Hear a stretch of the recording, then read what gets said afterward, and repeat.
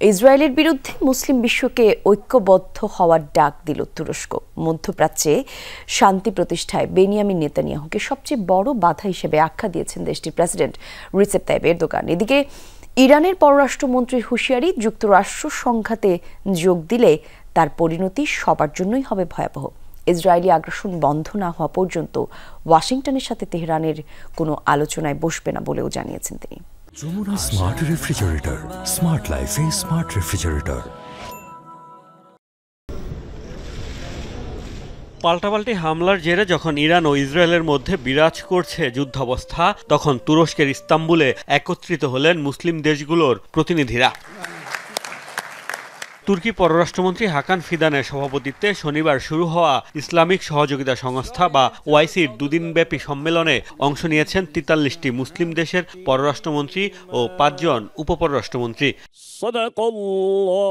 আয়োজনে যোগ দিয়েছেন বিভিন্ন দেশের উচ্চ পর্যায়ের প্রতিনিধিরাও। এ সময় মুসলিম বিশ্বকে ইসরায়েলের বিরুদ্ধে ঐক্যবদ্ধ হওয়ার আহ্বান জানান তুরস্কের পররাষ্ট্রমন্ত্রী।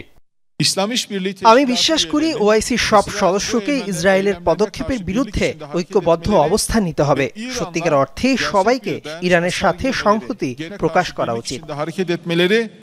ওআইসির সম্মেলনে দেয়া বক্তব্যে ইসরায়েলের প্রধানমন্ত্রীকে মধ্যপ্রাচ্যে শান্তি প্রতিষ্ঠায় বড় বাধা আখ্যা দিয়েছেন তুরস্কের প্রেসিডেন্ট রিসেপ তাইপ এরদোগান। একের পর এক দেশে হামলা চালিয়ে নেতানিয়াহু প্রমাণ করেছেন যে আঞ্চলিক শান্তি প্রতিষ্ঠায় তিনিই সবচেয়ে বড় বাধা। আমি ইসরায়েলের এসব হামলার জন্য তাদের তীব্রভাবে অভিশাপ দিচ্ছি। নেতানিয়াহু সরকার কূটনৈতিকভাবে কোনো সমস্যার সমাধান চান না, এরই মধ্যে সেটি স্পষ্ট হয়েছে। সম্মেলনে অংশ নিয়েছেন ইরানি পররাষ্ট্রমন্ত্রী আব্বাস আরাকচি। বলেন, আগ্রাসন চলাকালীন তারা যুক্তরাষ্ট্রের সাথে কোনো আলোচনায় বসবে না। আন্তর্জাতিক আইন মেনে আত্মরক্ষার জন্য পাল্টা জবাব অব্যাহত থাকবে বলেও জানান তিনি।